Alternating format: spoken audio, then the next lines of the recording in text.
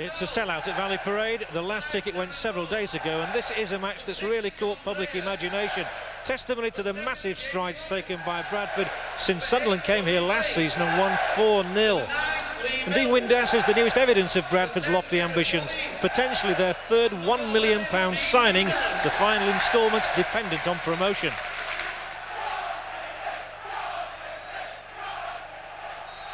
The match has been in doubt indeed. Mr. Butler has made 2 inspections during a day of torrential rain in Bradford.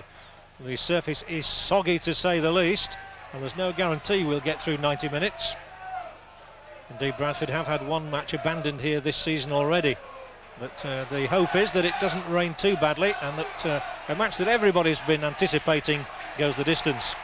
Now the talented Michael Gray will lift this one across, and the person he'll aim for, obviously, is 6'4" Quinn, and it's he finds.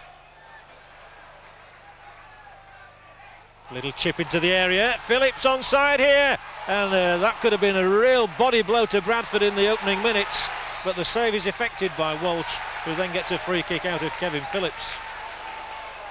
So the first opening of the night falls to Sunderland. It's a good chance, this one. Watch how Phillips makes his run to stay onside. Just twisted away from the defender, got into beautiful position. He got the wrong side of Dreyer, and it required Gary Walsh to be at his best to deny him.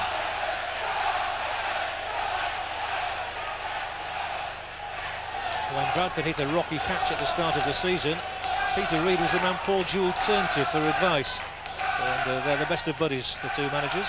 Nice glancing header from Quinn, a danger to Bradford here, but it's cut out by Lee Todd before it reached Johnston.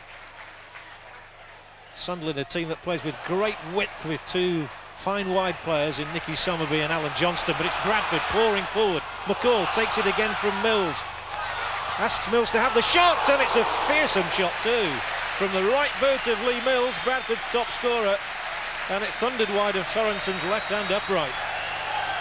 Well, the conditions are making it exciting, but look how McCall engineers this. Little touch from Mills, and then McCall just chips it over the defender, and a first-time bullet try. Lovely movement and a ferocious shot.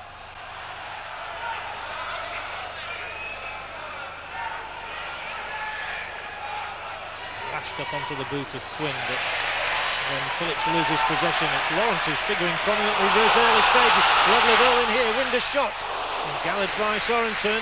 There's excellent movement among the Bradford front players, with McCall tucking in there and just urging them forward. He's involved in all the good movement, is Stuart McCall, and that's a great ball into Windass, who would love to have marked his debut with a goal, denied by Sorensen.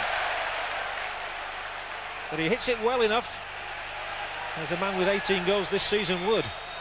All of them, of course, scored for Oxford before tonight. He is so inspirational, the captain McCall, though, for Bradford. Peter Reid's team do like to shovel the ball across the line.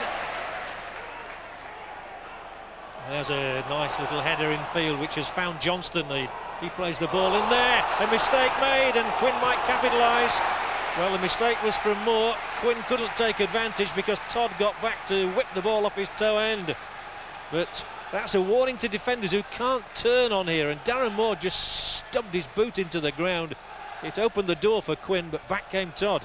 Oh, that's a good ball too. Lawrence rolled in field. Mills can't get to that.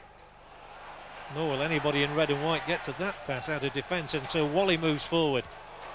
Slipping it for McCall. Intelligent ball in from him. And over the top from Windass.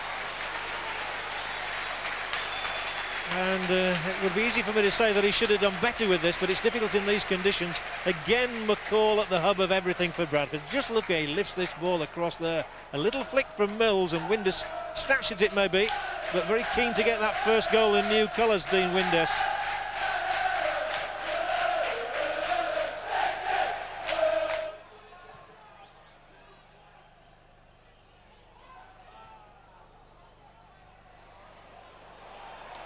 Ball got in there ahead of McCall.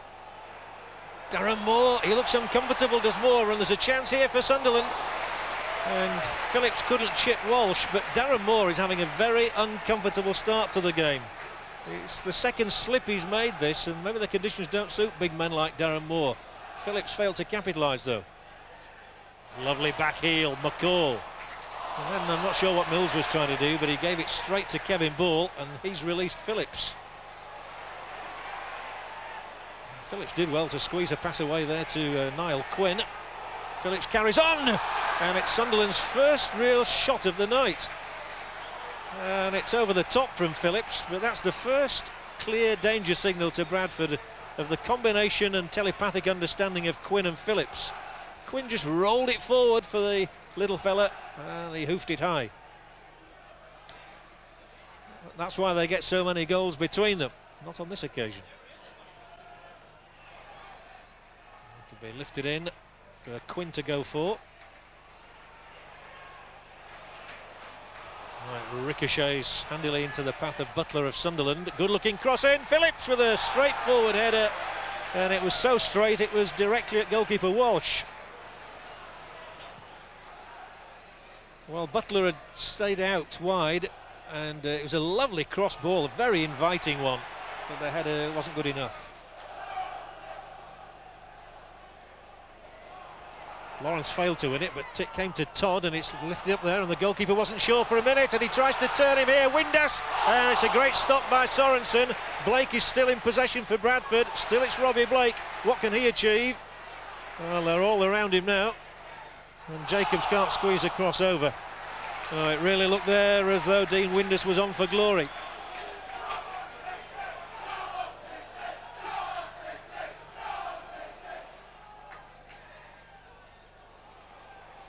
Phillips here, it's dangerous, and he's able to turn with that low centre of gravity. The cross in is aimed at Quinn.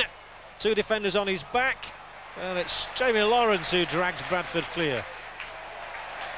But then rather needlessly concedes possession, and there's a chance for Sunderland this time with the ball arrowed in, and Walsh has to fingertip it over. Sunderland's fans hopeful. They've seen so many away wins this season, 7 in all in the league. And Williams has popped that one across, and Walsh had to take the action. One Paul Jewell's left there. Craig Ramage just zipping up, one of the 3 Bradford substitutes tonight. The others are Andy O'Brien and Isaiah Rankin. And a Sunderland cross ball in, which poses a problem, and the header is clutched onto there by Gary Walsh. Well, they always look at the big man Quinn, but the little man Phillips gets in sometimes, and he does have a good spring on him, but reliable goalkeeper Walsh. Gary Walsh has kept 15 blank sheets this season, including 4 in the last 5 games.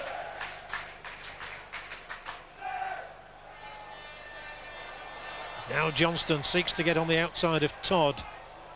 He's not given him an inch. But there's the cross ball for Quinn, and a wonderful stop by Walsh.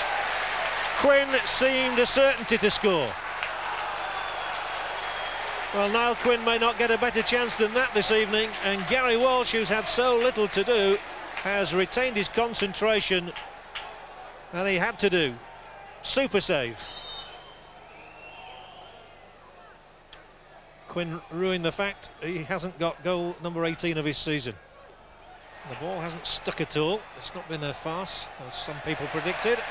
And Bradford are winning it back here. Now Windass, marked immediately by Makin. Manages to scuff a pass away to McCall. A raking ball from him, and Jacobs will collect it. And Bradford have 4 around the edge of the area. Jacobs opts for Wally instead, though. And the sting may have been taken out of the movement. The Windass is fencing for position, hitting the shot, and it rises high. Well, he created that hole for himself, Dean Windass, to show he's not just all about scoring goals. Good footwork. It was Wally who passed it to him. Look how he slipped Michael Gray there. But it was rising all the way. Still no Bradford substitutions, just the one so far by Sunderland, who are here with that man Clark. Oh, nifty footwork from him, and he drives the shot into the side netting. Lee Clark wants a corner. The referee and his assistants say goal kick. Nothing doing for Lee Clark. And it showed the wisdom of putting on a substitute at this stage of the game. Halfway through the second half, and fresh legs And Clark cutting inside the defender there. Todd whipped in the shot. So Summerby can float one in dangerously. Oh, and it was a flicked header as well from Andy Melville, which he's got a corner for. It's a lovely free kick from Summerby, beautifully weighted, beautifully curled, and Melville coming in just seemed to head it wide, but a corner is given. Can Sunderland profit from this?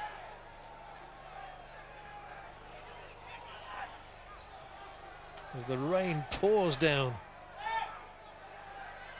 It's a goal! It's Quinn! The arms are raised on the bench and the arms are raised on the ground too. And those travelling supporters from Sunderland are joyous in their celebrations of Niall Quinn's 18th goal of the season. And it was so simple. A well-flighted corner and a flicked header from the big man. Walsh is beaten and Sunderland are in front. And it's another step on the road to the Premiership for them. From a man who just gets better and better with age.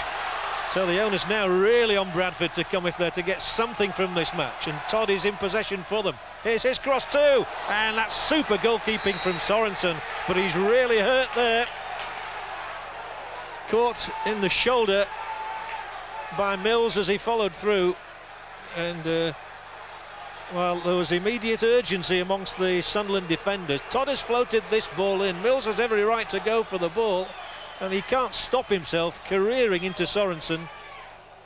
And one hopes this is not too bad an injury for the Danish goalkeeper. Oh, he really caught his head and neck. Well, this is a blow for Sunderland. Within 60 seconds of taking the lead, the goalkeeper may be too bad a casualty to continue. I think he's just concerned about his goalkeeper and whether he's going to be able to play on in this game or not. And if not, they've got to get somebody else in there, and that somebody will be Niall Quinn. That's the sensible thing to do. It looked to me as though Sorensen had been caught between shoulder and neck. So Quinn dons the goalkeeper's jersey, albeit the number 13. And a mistake by Todd there will encourage them further. They're swarming forward, and Dicchio is here. Phillips is in the middle. A second would kill it, and Phillips, oh, it was a touch away. Seemed he had to score. Summerby maybe. He's round the defence and winning the corner too. But how close there was Kevin Phillips to sealing the night for Sunderland.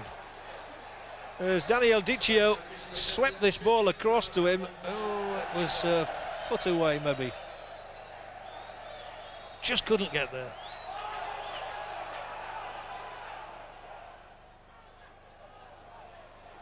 Phillips has angled it through, Dicchio, and that should be, oh no, how has that missed? Dicchio himself can't believe it. I don't know what he's arguing about, the ball went wide of the net. Phillips plays him in, and Daniel Dicchio here with a golden opportunity. Oh, how close can it be? This may be the last chance for Bradford. No free kick given, and they can come forward from here. Phillips. And Dreyer was there for Bradford, but it's a really vital win for Sunderland on their way into the Premier League. And Peter Reid's reaction surely tells you that Niall Quinn's goal is going to take them there. Their 8th away win of the season. They even overcame the loss of their goalkeeper Thomas Sorensen, and valiantly though Bradford City played, they have gone down to a crucial defeat here at Valley Parade by 1-0. Yeah, obviously disappointed to lose the game, yeah. I thought first half we probably did our best work. Yeah, we were the best as our first half. They were probably on top second half, but you know, we were disappointed to lose a goal from a set piece that we didn't think was a corner in the first place. Well, I would agree with that. From where we was, it looked again only what the buckler saw. Yeah, that's right. Yeah, but I mean, we've got to defend it better now. I'm disappointed in defending.